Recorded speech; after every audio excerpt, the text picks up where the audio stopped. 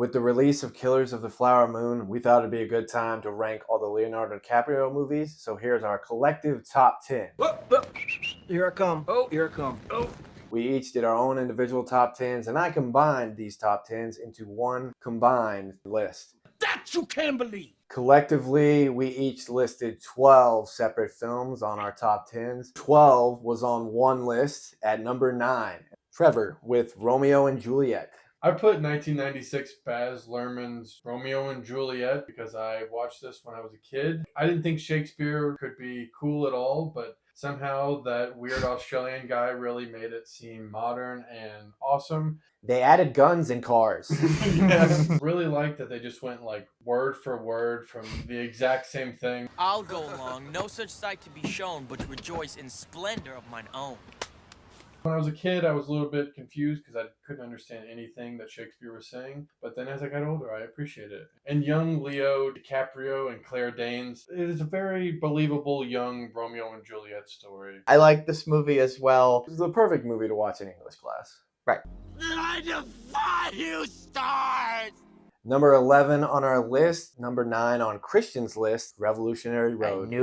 I knew I'd be alone. I think this movie is so good. This was the 11-year later reunion between my girl Kate Winslet and Leonardo DiCaprio. And I just love a good bummer. This movie is deeply seeped in misery. I find it so entertaining. I think their performances are great. I think Michael Shannon is great. I think this is among Sam Mendes' best movies. It showed me that a home abortion, probably not a good call.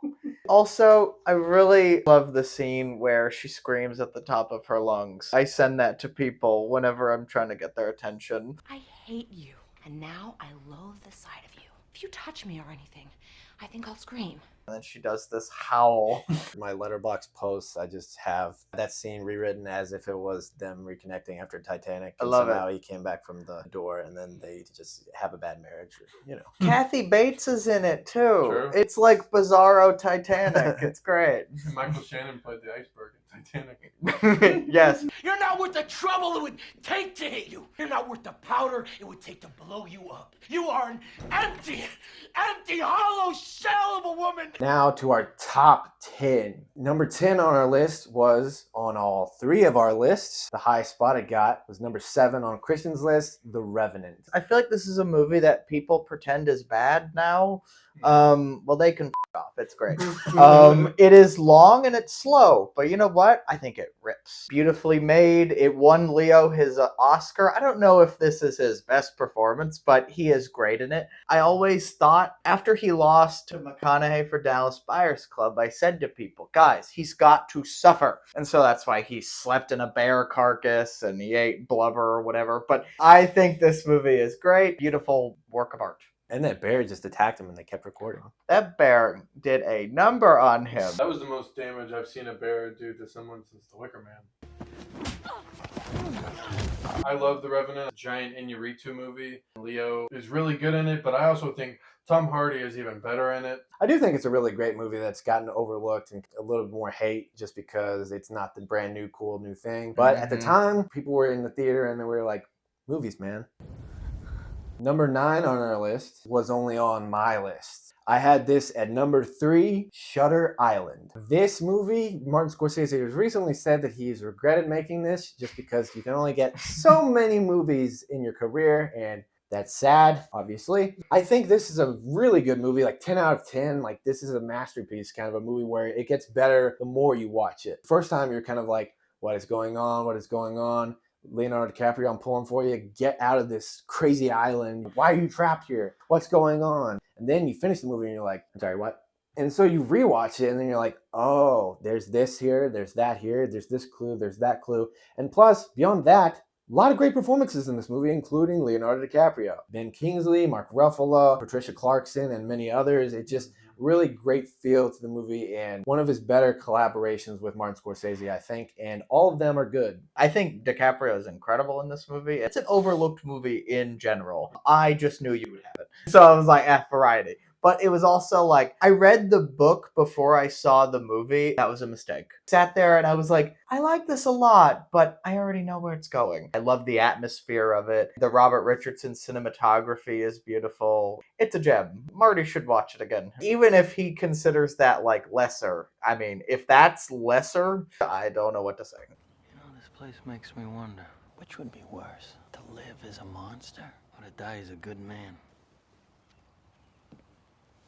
The rest of these movies are on all three of our lists. Number 8, highest spot it got. Number 3 on Trevor's list, What's Eating Gilbert Grape? It absolutely blew me away. It was probably the first Leo performance I ever saw. I wasn't aware of his cognitive abilities, so I wasn't sure if that was acting or not. And then I watched Titanic and I was like, this is the same person. This is insane. The whole movie itself I really love, but his performance is absolutely unbelievable. That's why he got nominated for an Oscar for it. Johnny Depp's incredible in it, but when you watch the movie, people go away talking about Leo.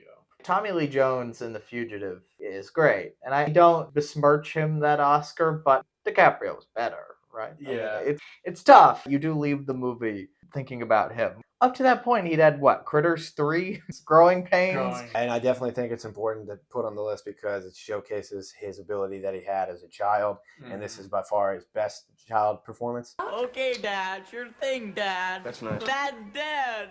Arnie. Dad's dead. Arnie, shh. Dad's dead. And that's why he only has 31 movies, because he's very selective. He got pretty lucky early on, and he followed those rules and paid off.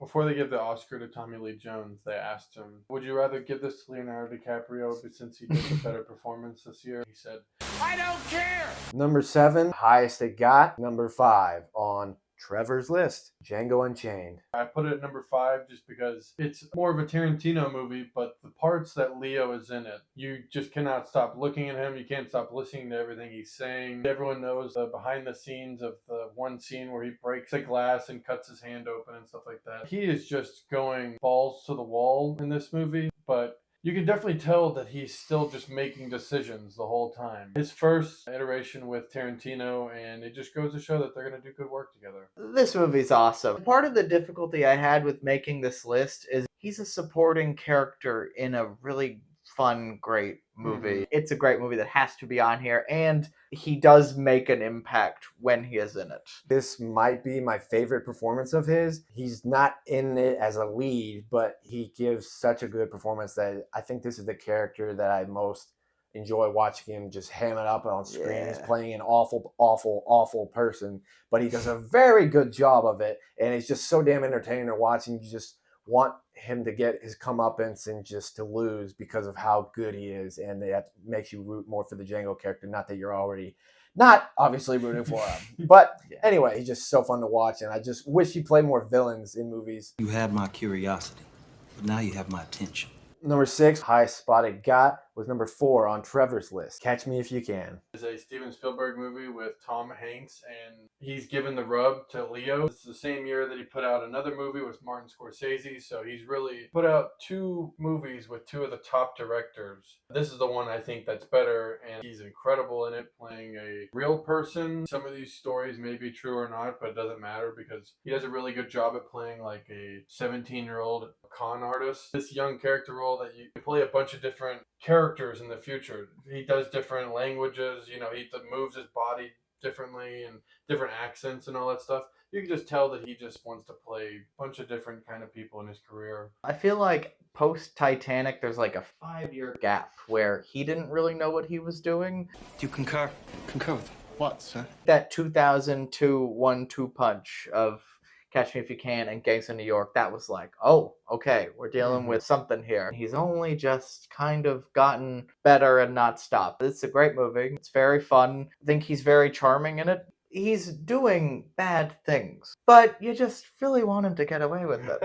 And he's not a bad person, I don't think. He's just a criminal. You know, hey, he's a very charming criminal. Very smooth, sly, fun movie. And you get to see him interact with like every young actress in Hollywood at the time. Amy Adams. Jennifer Garner, Ellen Pompeo. Elizabeth Banks. Number 5, highest spot it got was 4 on Christian's list, Inception. About 10 years ago, I probably would have told you this was number 1. But you can't know for sure. But from a list-making standpoint, he makes more of an impact on my 1 through 3. But I think this movie, which is directed by Christopher Nolan, is great. It is a lot of information thrown at you with some dazzling visual effects. And it kind of requires somebody as good as DiCaprio to deliver exposition like Nolan writes. He's pretty much like your tour guide through this pretty nutty concept and world. It gets better the more you see it. It's a great time, I think. You know, if you get up to piss for a minute, you might want to press pause, as you've probably learned. And I think that's a really good point you make about the exposition, because I haven't really considered that. I had it lower on my list because of the fact that I feel like he doesn't really carry the movie, and the movie's not really his acting being showcased on screen. It's more of,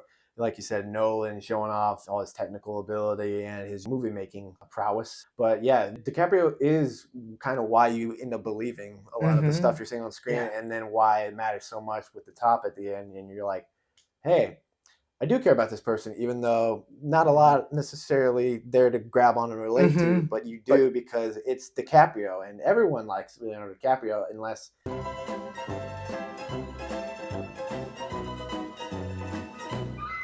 Number 4, the highest spot it got was number 2 on my list. This is Titanic.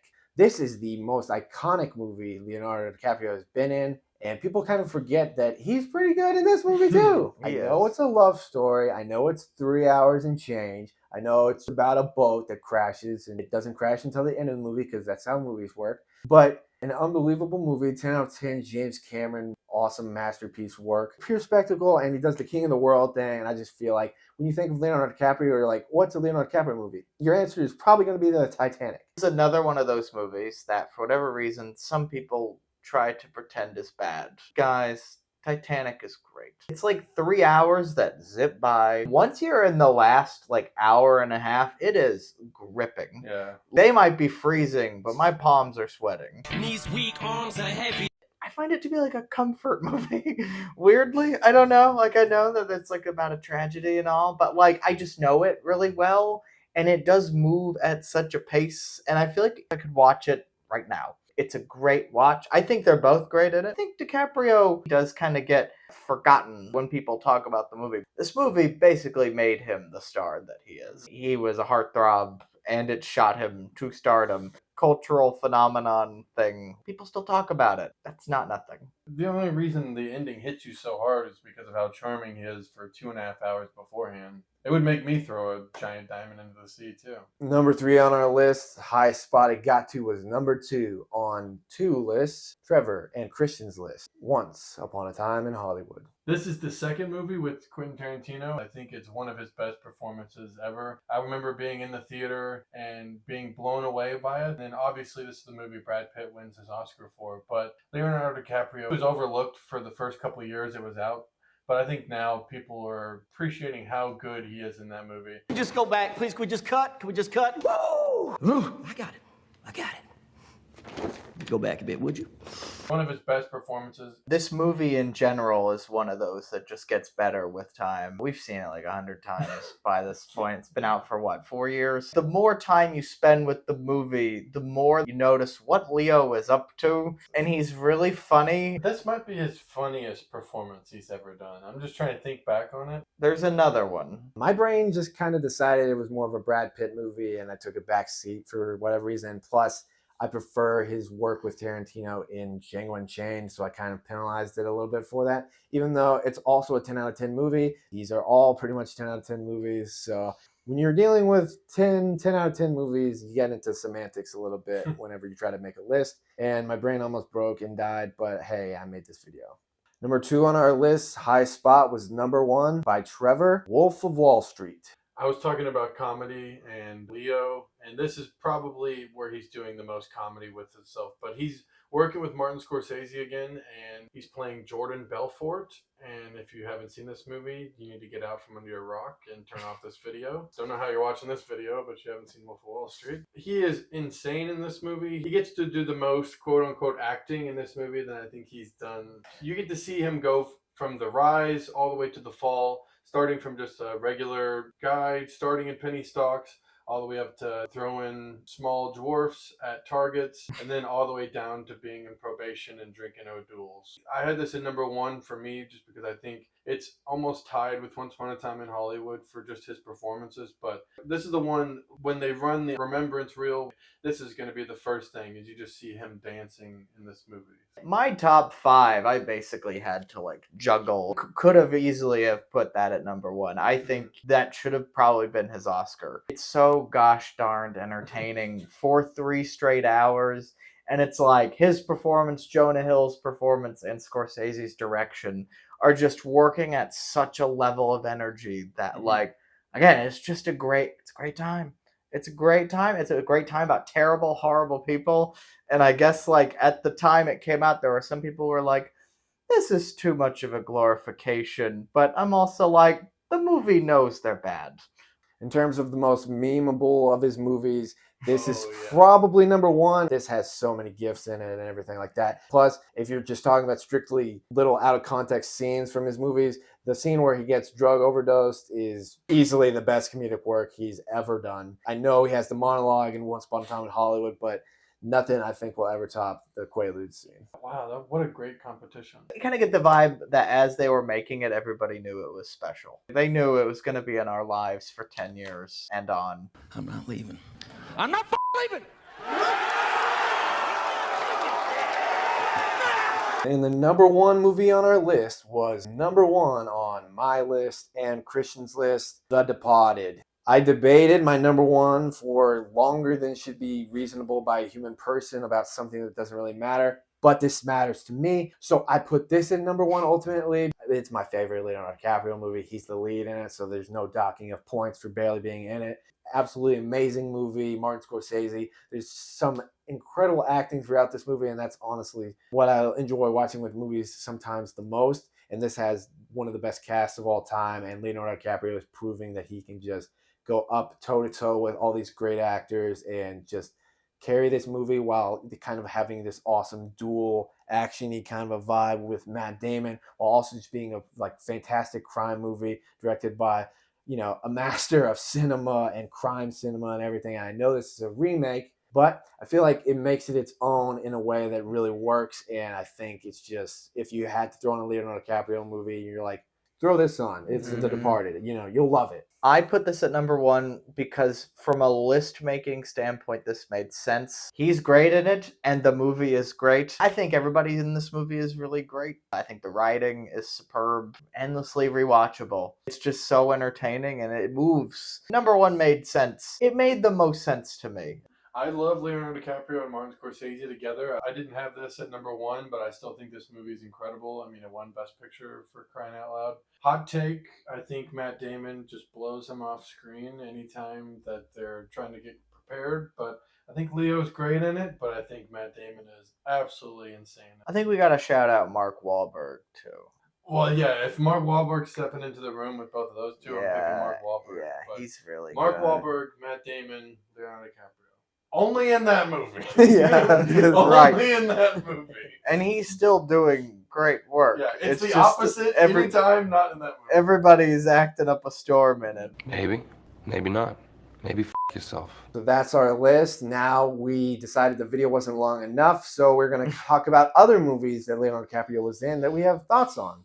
I love the movie Gangs of New York. I know it's polarizing. It's not that it's bad. It's just that Daniel Day-Lewis is on such a different wavelength. To me, it's more of a DDL Martin Scorsese movie than DiCaprio. Another movie that he did with Martin Scorsese, it's called The Aviator. Cate Blanchett is doing incredible stuff in it. I understand that it can be pretty taxing when you watch it, but Leo is definitely not taking a day off. You can definitely tell. The whole time the movie's on, he's playing the character of Howard Hughes, and he's committed. I think that's one of his very best performances. Yeah. And I almost put it in the 10th slot. He is amazing in it. It's just a movie I watch like once every 10 years. I really like the movie The Beach. I think it's pretty underrated. It's a Danny Boyle movie, and it's got a lot of trippy stuff going on, and it's got a very interesting plot. And Leonardo DiCaprio also does a great job of taking you through that, even at a younger age. It's like the movie Old, but good. I think it's really underrated for what it is. And I'll shout out The Basketball Diaries because I think he is really great in this movie. It's a memoir about this teenage drug addict. He knocks that shit out of the park. The movie The Great Gatsby plays Gatsby, gets the famous meme where he's raising his champagne glass. I think he can do this movie in his sleep. He's basically just playing himself. I think he does a good job in it. Not a fan. It's a polarizing one. Another movie I feel like is underrated is Sam Raimi's The Quick and the Dead. This movie has a very fun cast. It's a Western. I love a good Western. And this is a 90s Western with Leonardo DiCaprio, Gene Hackman, Sharon Stone, Russell Crowe, and Keith David. It has a really cool little duel at the end. And I'm a sucker for a cool little duel at the end. And yeah, just check this movie out if it's not on your radar. I could have shouted out This Boy's Life. We've been doing this whole time. I know, we have been. Teenage DiCaprio going toe-to-toe with Robert De Niro, but like back when he was still trying. He still kind of does, since he's in Killers of the Flower Moon. He also has Marvin's Room, where he's going Yep. toe-to-toe with Meryl Streep. So whoever was advising Leonardo DiCaprio made some good calls. Good experiences. So that was our list. Let us know what your list is below. Let us know what other videos you want to see from us. Hopefully you enjoyed this one. This is a YouTube channel about movies. They don't exist, but we have one. It's in your films, huh?